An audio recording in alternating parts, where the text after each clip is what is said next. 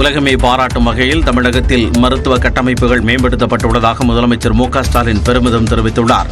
தமிழ்நாடு மருத்துவ பணியாளர் தேர்வு வாரியத்தின் மூலம் தேர்வு செய்யப்பட்ட 2642 உதவி மருத்துவ அலுவலர்களுக்கு பணி நியமன ஆணைகளை வழங்கும் நிகழ்ச்சி சென்னை திருவான்மியூரில் உள்ள தனியார் மண்டபத்தில் நடைபெற்றது. இதில் கலந்து கொண்ட முதலமைச்சர் மு.க.ஸ்டாலின் அங்கிருந்த மருத்துவ அலுவலர்களுடன் குழு புகைப்படம் எடுத்துக் கொண்டார்.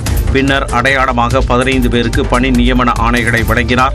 இந்த நிகழ்ச்சியில் பேசிய முதலமைச்சர், மக்களுக்கு உன்னத சேவை செய்பவர்களுக்கான பணி ஆணை வழங்குவது மகிழ்ச்சி அளிக்கிறது என்றார். கிராமத்திலிருந்தும் சின்ன சின்ன நகரங்களிலிருந்தும் டாக்டர்கள் உருவானதுதான் அனைத்து தரப்பு மக்களுக்கு நல்ல முறையில் சிகிச்சை கிடைக்கும்.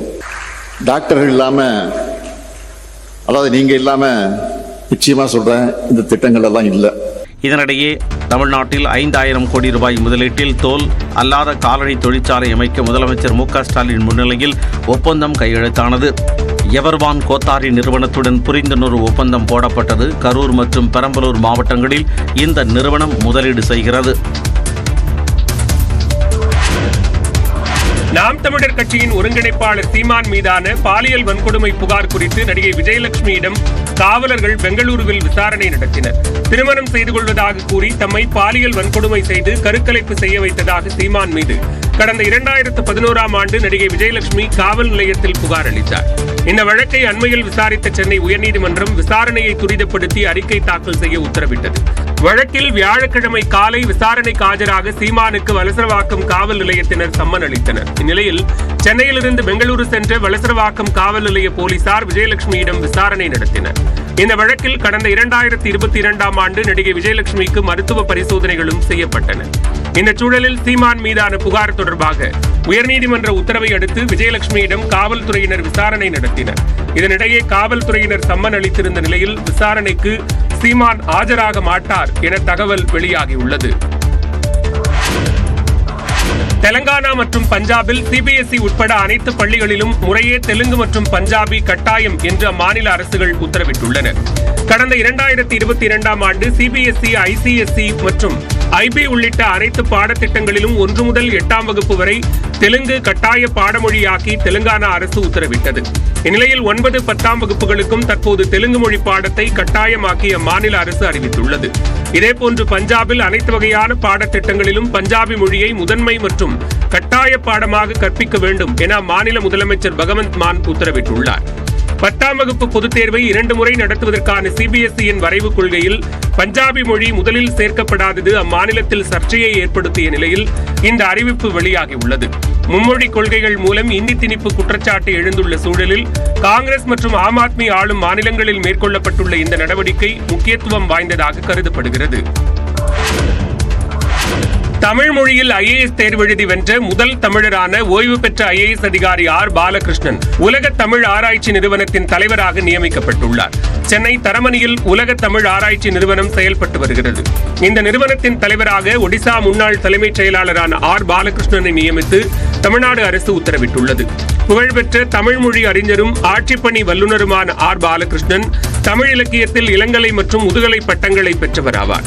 மேலும் தமிழில் குடிமைப்பணி தேர்வுகளை எழுதி வென்ற முதல் தமிழர் என்ற சிறப்பையும் ஆர் பாலகிருஷ்ணன் பெற்றுள்ளார். ஆய்வாளர், படைப்பாளர் என்ற 2 தளங்களில் செயல்படும் இவர் 15 நூல்களின் ஆசிரியராகவும் விளங்கி வருகிறார்.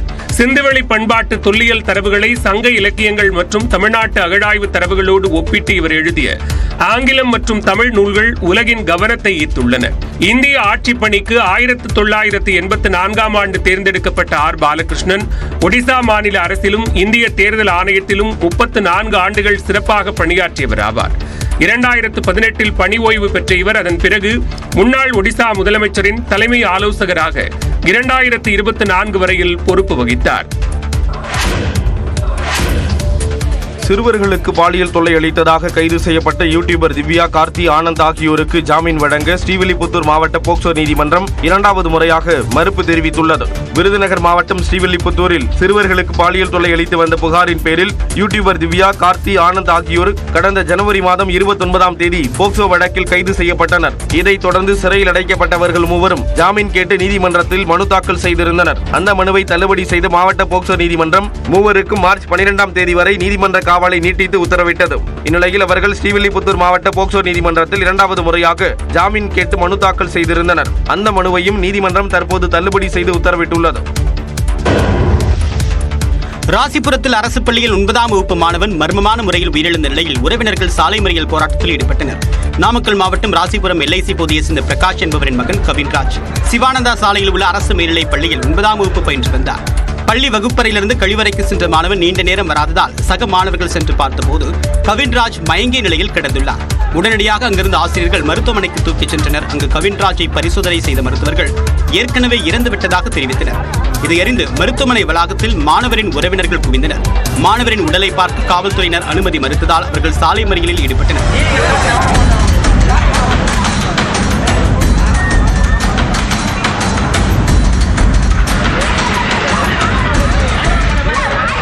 இதனிடையே மாணவர் உயிரிழந்த அரசு பள்ளிக்கு நேரில் சென்று மாவட்ட முதன்மை கல்வி அலுவலர் மகேஸ்வரி, தலைமை ஆசிரியர்கள் மற்றும் சக மாணவரிடம் விசாரணை மேற்கொண்டார். அவருடன் காவல்துறையினர் மற்றும் வருவாய்த்துறையினரும் விசாரணை மேற்கொண்டு வருகின்றனர்.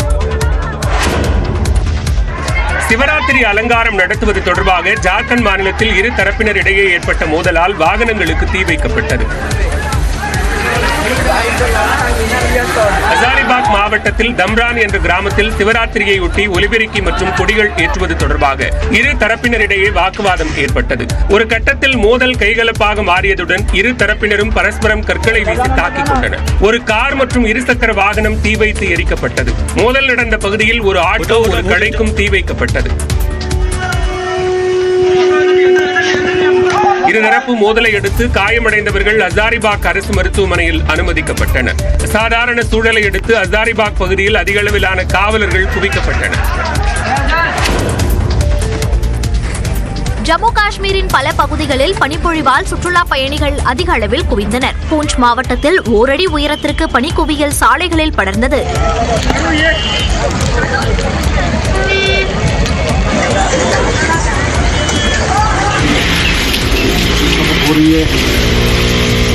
கார்கில் சன்ஸ்கார் சாலையில் அர்சிடோர் பகுதியில் போக்குவரத்து பாதிக்கப்பட்டது. சுற்றுலா பயணிகளின் வருகையால் பணி சார்ந்த விளையாட்டுப் போட்டிகள் அதிகரித்துள்ளதால் உள்ளூர் மக்களின் வருவாய் அதிகரித்துள்ளது.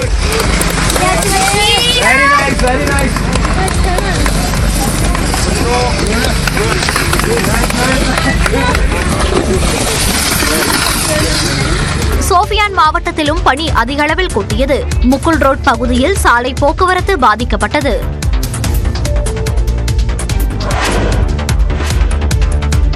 சாம்பியன்ஸ் கோப்பை கிரிக்கெட் தொடரில் இங்கிலாந்து அணிக்கு எதிரான போட்டியில் 8 ரன்கள் வித்தியாசத்தில் ஆப்கானிஸ்தான் அணி வெற்றி பெற்று அரையிறுதி வாய்ப்பை தக்க வைத்தது. முதல் போட்டியில் இங்கிலாந்து ஆப்கானிஸ்தான் அணிகள் தோல்வியடைந்த நிலையில் வெற்றி பெற வேண்டிய கட்டாயத்தில் இரு அணிகளும் லாகூரில் பலப்பரீட்சை நடத்தின. முதலில் பேட் செய்த ஆப்கானிஸ்தான் அணி 37 ரன்களுக்கு 3 விக்கெட்டுகளை இழந்த போதிலும் இப்ராஹிம் ஜொத்ரான் சதம் விளாசி அணியை சரிவிலிருந்து மீட்டார். 177 ரன்கள் குவித்த அவர் சாம்பியன்ஸ் கோப்பை கிரிக்கெட் தொடரின் ஒரு போட்டியில் அதிக ரன்கள் சேர்த்திருந்த இங்கிலாந்தின் பென் டக்கெட்டின் சாதனையை முறியடித்தார்.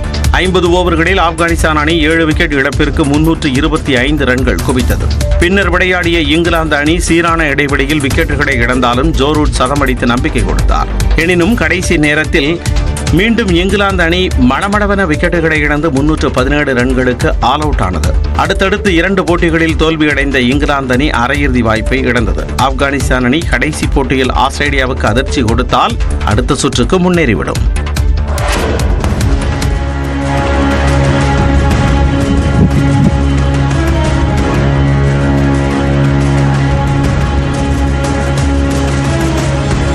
அமெரிக்காவின் ஹவாய் தீவில் உள்ள எரிமலை பாறை குழம்பை வெளியேற்றும் காற்று இது.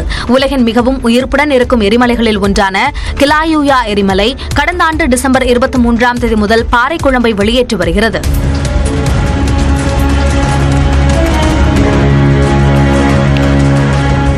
பதினோராவது முறையாக பாறை குழம்பை வெளியேற்றும் இந்த எரிமலையால் நல்வாய்ப்பாக குடியிருப்பு பகுதிகளுக்கு எந்த பாதிப்பும் ஏற்படவில்லை. 600 அடி உயரத்திற்கு பாறை குழம்புகள் வெளியேறி கண்களுக்கு விருந்து படைத்தது.